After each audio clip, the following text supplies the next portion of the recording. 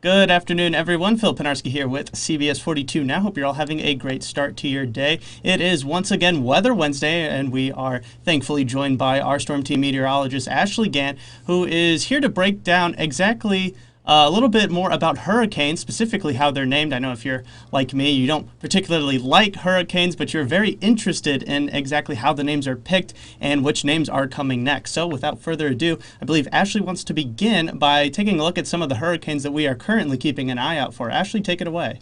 Yeah, we have a busy season underway already, well above average, and these storms that are developing right now. Here's a current look at our tropical tracker. We have Major Hurricane Sam, well defined. It's had plenty of wide open water to really fuel the storm. That's why it has grown so large and it's strengthened so much. It's had very little interaction with land. It's skirted just to the north of the Lesser Antilles. It will be curving to the north, and it will be actually heading just to the east of Bermuda here over the next couple of days. It will have some increased surf, so there will be impacts to Bermuda, although not a direct landfall. Here's an interesting fact. Even though this storm system is going to remain hundreds of miles from the Atlantic coast there on the U.S., we are actually going to have increased surf heights of up to 5 feet as a result of this mega storm. So that's one we're watching. We also have tropical depression number 20 right now, and you can see it's becoming a bit more well defined. You can see the fringes of that storm kind of fanning out just a little bit,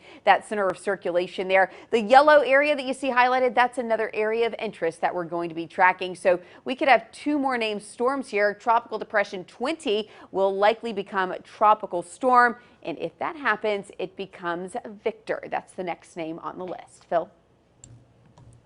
Yeah, Ashley, and you made mention that we could have 2 more named storms. I do want to kind of get into this, the little bit of the science, not real, I guess kind of science, about sort of naming these storms. Yeah. You have a great article over on our website, cbs42.com right now, that really breaks it down. But for those who have not checked it out yet, kind of go over what we're seeing on the screen right now. Yeah, so these are our 2021 Atlantic storm names. These are named by the World Meteorological Organization each year, not the National Hurricane Center, but a global organization comprises all of these names, and they actually rotate on a 6-year cycle. So we get a set of names for each year, and then every 6 years that resets, with the exception of storms that are retired.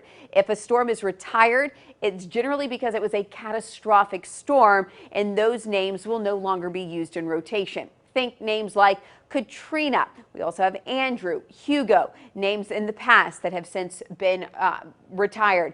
For this year, we have no retired names yet. Generally, that is decided after hurricane season has come to an end, so sometime early spring, they will decide if any storm names from the previous season will be retired for the upcoming season. So here's what we have this year. So for 2021, we started off with Anna, and we'll be ending with Wanda. You may notice there's 21 names on the list. We leave out 5 letters, and that's because of they're not as common. So letters like Q, U, X, and Y and Z, don't use those. So our next name will be Victor, but you'll notice it skips a few letters, and then we'll end on Wanda. So then the question remains, Phil, what happens if we use both of these names? What happens next? Well, much like years past, like 2020 and even back in 2015, we had storms that rolled into what we call our secondary list. In years past, we've used the Greek alphabet to actually determine the names of those storms. This year is different. This is the very first time we have ever used a secondary proper name list.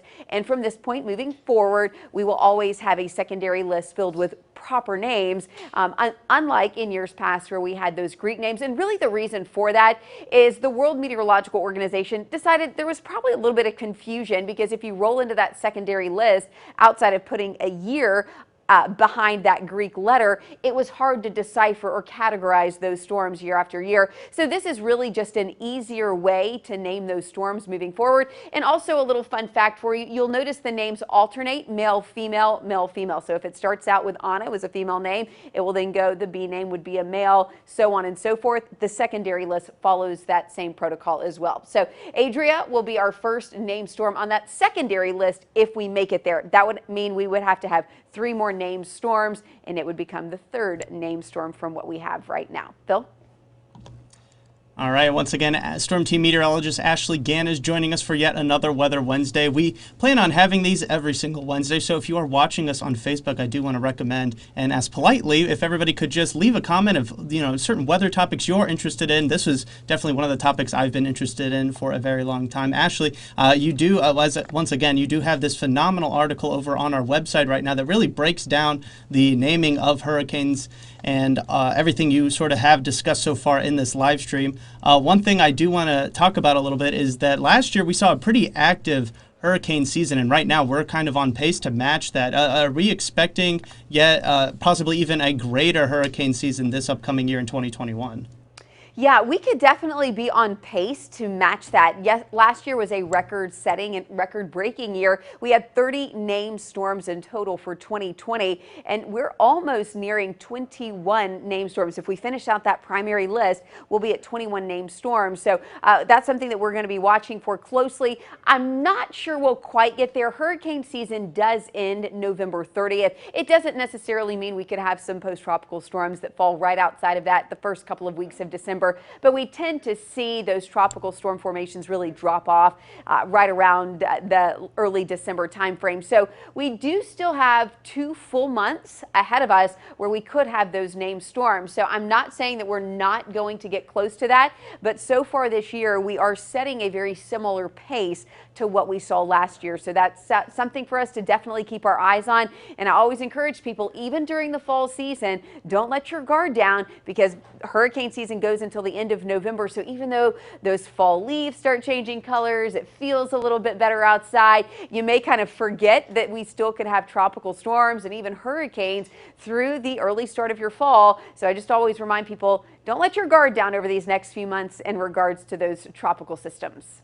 Yeah, no, absolutely. And of course, our storm team is always going to be on top of everything. And what a great segue that was, Ashley, to telling everybody that they can stay up to date by downloading the CBS 42 News app. That way you can get live weather alerts sent directly to your phone. Once again, I do want to mention again that everybody who is watching us on Facebook, please leave a comment about any particular weather topic you would like us to cover right here on CBS 42 Now. We plan on having these Weather Wednesday segments with our storm team meteorologists every single week.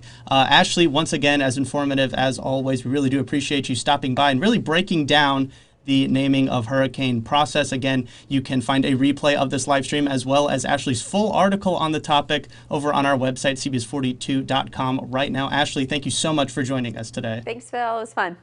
Yes, no, absolutely. And thank you all for tuning in, and we will see you again next week right here on CBS 42 Now.